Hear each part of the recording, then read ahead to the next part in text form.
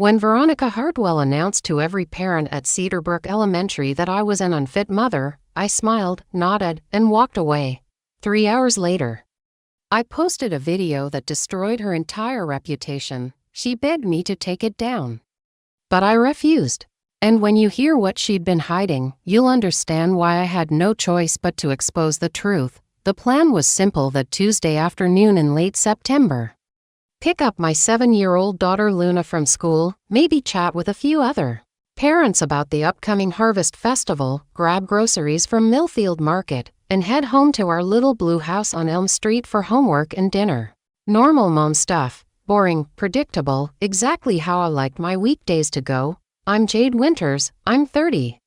And I've been doing the single mom thing for 3 years now since my divorce from my ex-husband, Tyler. Not glamorous, definitely not easy, but we're managing just fine. Luna's happy and thriving. I work remotely as a freelance web designer from our converted garage-turned-office. And we've built a pretty decent life in our cozy neighborhood in Willowdale, just outside of Portland. Our routine was solid. Every morning at 7:30, I'd drop Luna off at Cedarbrook Elementary, then come home to work on client projects, mostly small business websites, and the occasional logo design. The pay wasn't spectacular, but it was steady enough to cover our mortgage, Luna's after-school care, and the occasional dinner out at Giuseppe's Pizza, which had become our Friday night tradition. I thought I understood how school pickup worked. You arrive around 3:10, you park in one of the designated spots along Maple Avenue. You wait in the designated parent pickup area under the big oak trees. You smile politely at the other parents. You collect your kid when they come out of the building, and you leave. Simple social contract. Be pleasant, mind your own business, respect other people's parenting choices, and everyone gets along just fine. What I didn't expect was Veronica Hartwell turning me into the main character of every parent's worst nightmare, and what she definitely didn't expect was that I had the one piece of evidence that would make her wish she'd kept her perfectly glossed mouth shut forever. But I'm getting ahead of myself. Let me start with what should have been just another ordinary Tuesday at 3:15 p.m. in the pickup line at Cedarbrook Elementary. Cedarbrook Elementary sits on a tree-lined street in what most people would consider a nice neighborhood. Not wealthy exactly, but comfortable. The kind of place where people actually know their neighbors' names and kids still ride bikes to the corner store. The school itself is one of those classic brick buildings from the 1960s, with big windows and a playground that's seen better days but still serves its purpose. The pickup routine had become second nature to me over the past 2 years since Luna started there. I'd pull up in my reliable but unremarkable Honda Civic around 3:10, park wherever I could find a spot within reasonable walking distance, and join the cluster of parents waiting under the big oak tree near the main entrance. Most days, it was the same familiar faces: Jennifer Walsh, whose son Ethan was in Luna's class, Dave Rodriguez, a single dad like me who always looked slightly frazzled but managed to make it work, and Amy Chen, who seemed to have her life together in a way that I both admired and occasionally envied. Then there were the other parents. The ones who drove the newer SUVs with the premium sound systems and the custom license plates. The ones who somehow always looked like they'd just stepped out of a catalog, even at 3:15 on a Tuesday afternoon. The ones who seemed to exist in a different economic bracket entirely, but whose kids went to the same public school as mine because, well, it was actually a pretty good school. Veronica Hartwell was definitely in that second category. I'd noticed her before. Of course, she was hard to miss. Tall, perfectly styled blonde hair that probably cost more to maintain than I spent on groceries in a month. Always wearing clothes that looked effortlessly expensive but were probably anything but effortless. She drove a pearl white BMW X5 that she somehow always managed to park in the best spots, and she had this way of carrying herself that suggested she was used to being the most important person in any room she entered. Her daughter, Brianna, was in Luna's second-grade class with Mrs. Patterson. A sweet kid, actually. Luna had mentioned her a few times, usually in the context of Brianna has the coolest lunchbox or Brianna got new shoes and they light up. The kind of innocent observations that 7-year-olds make without any awareness of the economic implications. I'd exchanged pleasantries with Veronica maybe 3 or 4 times over the course of the school year. Nothing deep or meaningful. Just the standard "how's your daughter liking 2nd grade, and can you believe how fast they're growing up?" Conversations that happen naturally when you're both standing around waiting for the same thing. She seemed fine, a little polished, maybe a little intense, but fine. I certainly never got the impression that she was paying any particular attention to me or forming opinions about my parenting. Why would she? We barely knew each other. Looking back now, I realize I should have been paying more attention to the signs. The way she'd glance over when I arrived in my older car. The way her eyes would linger on Luna's clothes, which were always clean and appropriate but definitely came from Target rather than wherever Brianna's outfits originated. The way she'd smile just a little too brightly when I mentioned something about budgeting or choosing the cheaper option for school events. But I wasn't paying attention to any of that because I was busy living my own life and trying to be a good mom to my daughter. I was focused on Luna's happiness and academic progress, on meeting my client deadlines, on making sure we had enough money saved for Christmas presents and summer camp. Actual parenting stuff. That Tuesday started like any other. I finished up a logo design for a local bakery around 2:45, saved my work, and grabbed my keys from the hook by the kitchen door. The weather was perfect for late September. Sunny but not too warm, with just enough of a breeze to make you remember that fall was coming. I drove the familiar route to school, listening to a podcast about small business marketing, thinking about whether I should raise my rates for new clients. I found a parking spot about half a block from the school, which was actually pretty good for a Tuesday. Sometimes I had to park 3 blocks away and practically jog to make it to the pickup area on time. I locked the car and walked toward the cluster of parents already gathering under the oak tree. Jennifer was there with her usual coffee cup, looking like she'd had about as much sleep as I had, which is to say not nearly enough. Dave was checking his phone and occasionally glancing toward the school entrance with that slightly anxious expression that single parents perfect over time. Amy was chatting with another mom I didn't know well, something about the upcoming book fair, and there was Veronica, standing slightly apart from the main group, looking like she was posing for a magazine photo shoot about effortless school pickup style. She was wearing dark jeans that probably cost more than my monthly car payment, boots that were clearly designer but not in an obvious way, and a cream-colored sweater that looked like it would show every possible stain but somehow remained pristine. I gave her a polite nod as I joined the group, the same acknowledgement I'd give any other parent I recognized but didn't know well. She nodded back. But there was something different about her expression, something I couldn't quite read, but that made me feel slightly uneasy for reasons I couldn't identify. The kids started coming out of the building right on schedule. First the kindergarteners, then the first graders, walking in those slightly chaotic lines that elementary school teachers somehow managed to maintain despite the odds. I could see Luna's class forming up near the main doors, Mrs. Patterson doing her usual head count to make sure everyone was accounted for. That's when Veronica moved closer to me, not obviously, not in a way that would draw attention from the other parents, but deliberately close enough that when she spoke, I would definitely hear her, but not so close that it would seem confrontational. She said, her voice carrying that particular tone that women use when they're about to say something they know will hurt but want to maintain plausible deniability about their intent. I've been meaning to talk to you about Luna. I turned to look at her, genuinely confused. Oh, is everything okay? Did something happen with Brianna? No, nothing like that. She smiled, but it was the kind of smile that didn't reach her eyes.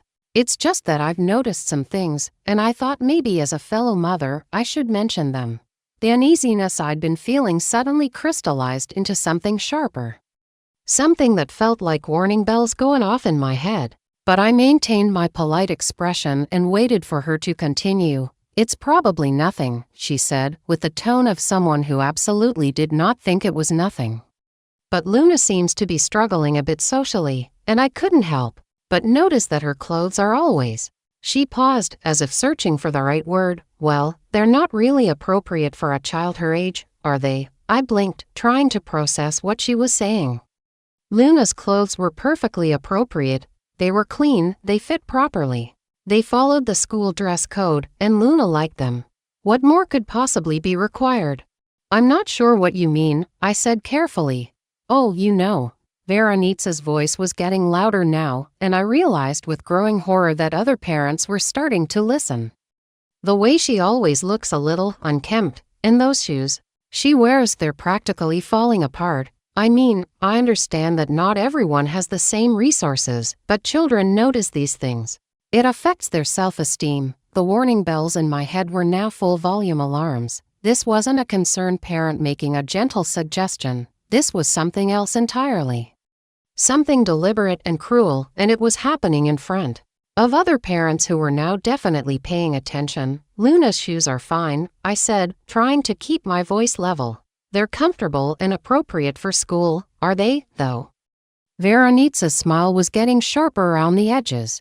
Because I've seen her trying to hide her feet during circle time. Children are so sensitive about these things. And then there's the lunch situation. My stomach dropped. What lunch situation? Well, she's been asking Brianna to share her lunch pretty regularly. And Brianna told me that Luna said her mom forgets to pack her good snacks. Veronica shook her head with an expression of exaggerated sympathy. I mean, I'm sure you're doing your best as a single mother. But sometimes we need to accept that our best might not be enough. The world seemed to tilt slightly. Everything Veronica was saying was either completely untrue or a deliberate misinterpretation of normal kid behavior. Luna had never asked anyone to share their lunch. She was actually pretty possessive of her food, and I packed her lunch every single morning with things I knew she liked and would eat. As for good snacks, Luna had never complained about her snacks to me. And I seriously doubted she was having detailed conversations with Brianna about the relative quality of their respective lunch. But the worst part wasn't that Veronica was lying. The worst part was that she was doing it loudly enough for other parents to hear, with enough confidence that some of them might actually believe her. I think there's been some kind of misunderstanding, I said, but my voice sounded smaller than I intended. Has there? Veronica's eyebrows went up in an expression of feigned surprise. Because I've also noticed that Luna seems to be having trouble with her homework. Brianna mentioned that she's been asking for help with things that the other children seem to manage just fine. And Mrs. Patterson did mention at the parent conference that Luna sometimes seems tired in class. This was getting worse by the minute. Yes, Luna sometimes needed help with homework. She was 7 years old, and some concepts were challenging for her. Yes, she was occasionally tired in class. Because she was a kid with a normal bedtime who sometimes had trouble falling asleep. These were completely normal childhood things that Veronica was somehow twisting into evidence of parental neglect. And Mrs. Patterson had never said anything to me about Luna being tired in class. I was certain of that because I would have remembered such a conversation and followed up on it immediately. I think you're misunderstanding some normal childhood behaviors, I said, trying to project more confidence than I felt. Am I? Veronica looked around at the other parents, who were now openly staring at our conversation. Because it seems to me like maybe you're not aware of how your choices are affecting your daughter. I mean, as mothers, don't we have a responsibility to put our children's needs first? The implication was crystal clear, and it hit me like a punch to the stomach. She was suggesting, in front of other parents from my daughter's school, that I was putting my own needs ahead of Luna's, that I was failing as a mother in some fundamental way. And she was doing it with this expression of concern and sympathy that made it look like she was trying to be helpful rather than destructive. My daughter is happy and healthy and well cared for, I said, but even as the words came out of my mouth, I could hear how defensive they sounded. Of course she is, honey. The condescension in Veronica's voice was unmistakable now. I'm sure you love her very much, but sometimes love isn't enough, is it? Sometimes children need more than just love. They need stability and consistency. And she gestured vaguely in my direction. Well, they need parents who have their lives together. The silence that followed was deafening. I could feel the eyes of every other parent boring into me, could practically hear them filing away this conversation to discuss later in their group chats and coffee dates.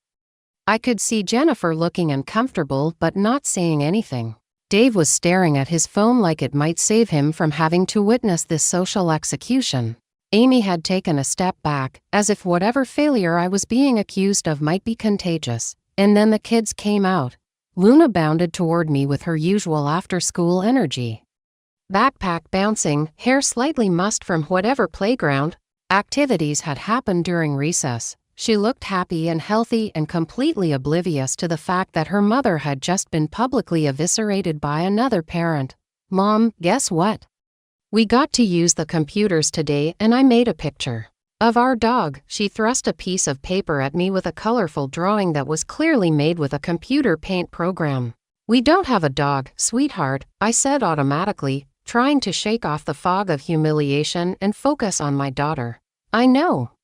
But I drew the dog we're going to get when we move to a house with a bigger yard. She grinned up at me with the kind of pure optimism that only 7-year-olds possess. Behind her, I could see Brianna approaching Veronica, who immediately switched into perfect mother mode. Kneeling down to receive her daughter with the kind of warm smile she definitely hadn't been giving me 30 seconds earlier. Ready to go home? I asked Luna, taking her hand. Yep. Can we stop at the library on the way? Mrs. Patterson said there's a new book about dragons that just came in. Sure, sweetheart. As we walked toward the car, I could feel the weight of the other parents' stares following us.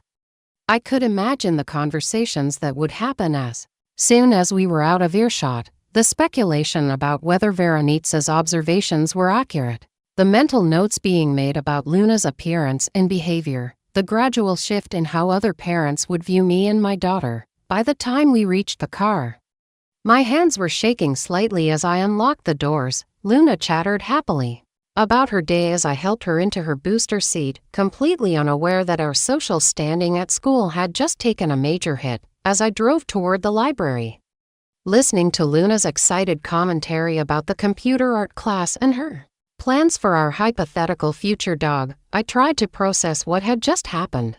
I kept replaying Veronica's words, trying to figure out if there was some kernel of truth in her accusations that I was missing. Was Luna really asking other kids to share their lunch?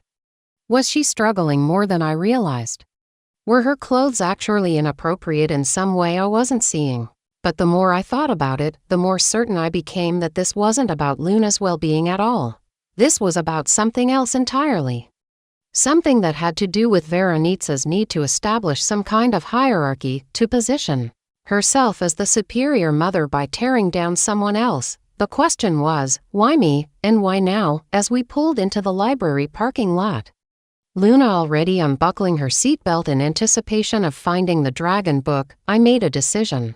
I wasn't going to let Veronica Hartwell's public character assassination stand unchallenged. I didn't know exactly what I was going to do about it yet, but I knew I had to do something. I just had no idea that the solution would literally drive itself right into my hands less than 3 hours later, but that's getting ahead of the story. First, we had a dragon book to find, and a 7-year-old who still believed the world was full of possibilities, including the possibility of getting a dog when we moved to a house with a bigger yard. And as we walked hand in hand toward the library entrance, I decided that protecting that optimism was worth whatever it was going to cost me to fight back against Veronica Hartwell's perfectly manicured cruelty. The war had been declared. I just didn't know yet that I already had the weapon I needed to win it. At the Willowdale Public Library, Luna found her dragon book within minutes, clutching it like treasure as we settled into our usual spot by the children's section windows. This was our routine: school pickup, library visit, then home for snacks and homework. Simple, predictable, peaceful. Look, Mom. Luna pointed to an illustration of a friendly purple dragon. This one looks like the stuffed animal at Grandma's house. I smiled, watching her trace the dragon's wings with her finger. This was my world, quiet moments with my daughter. Small pleasures that didn't cost anything, the satisfaction of routines. That worked for both of us. We weren't wealthy, but we were content. Luna was thriving academically, had friends at school, and never went without anything she actually needed. My phone buzzed with a text from my client about the bakery logo. I responded quickly while Luna read. Managing work and parenting in the careful balance I'd perfected over 3 years of single mother. Ode. It wasn't always easy, but it was sustainable. More importantly, it was ours. After the library, we stopped at Millfield Market for groceries. Luna helped me compare prices on cereal boxes. A habit I'd taught her not out of financial desperation but because I believed kids should understand that money had value. She picked strawberries for her lunch boxes, chattering about how Ethan Walsh had brought grape tomatoes to school and they looked weird but probably tasted good. Did Veronica Hartwell say anything to you today? I asked casually as we headed to the checkout line. Luna shrugged. She showed me her new bracelet. It has real pearls, she said. I told her my friendship bracelet from you was prettier because you made it yourself. My heart swelled. This was why Veronica's accusations stung so much. They attacked everything I'd worked to build with Luna. Our relationship was strong. Luna was confident, kind, and secure. She valued thoughtfulness over expense, creativity over brand names. At home, Luna spread her homework across our kitchen table while I started dinner. Math worksheets, spelling words, a drawing assignment about family traditions. Normal second-grade work that she tackled with typical 7-year-old focus, intense for 10 minutes, then distracted by something outside the window. Mom, why was that lady talking to you so long today? Luna asked suddenly, not looking up from her math. What lady, sweetheart? Brianna's mom. You looked sad after. I paused, stirring the pasta sauce. Even at 7, Luna was perceptive enough to notice when something was wrong. Sometimes adults have disagreements, honey. It's nothing for you to worry about, okay? She returned to her homework, accepting my explanation with the trust children give their parents when they believe the world is fundamentally safe. But as I watched her work, Veronica's words echoed in my mind. The accusations about Luna's clothes, her lunch, her social struggles, all lies, but lies that other parents had heard, lies that could follow us through Luna's elementary school years. I'd built this peaceful life carefully, protecting Luna from drama and instability. Now Veronica Hartwell had shattered that peace in front of an audience, and I had no idea how to repair the damage. At least, not yet.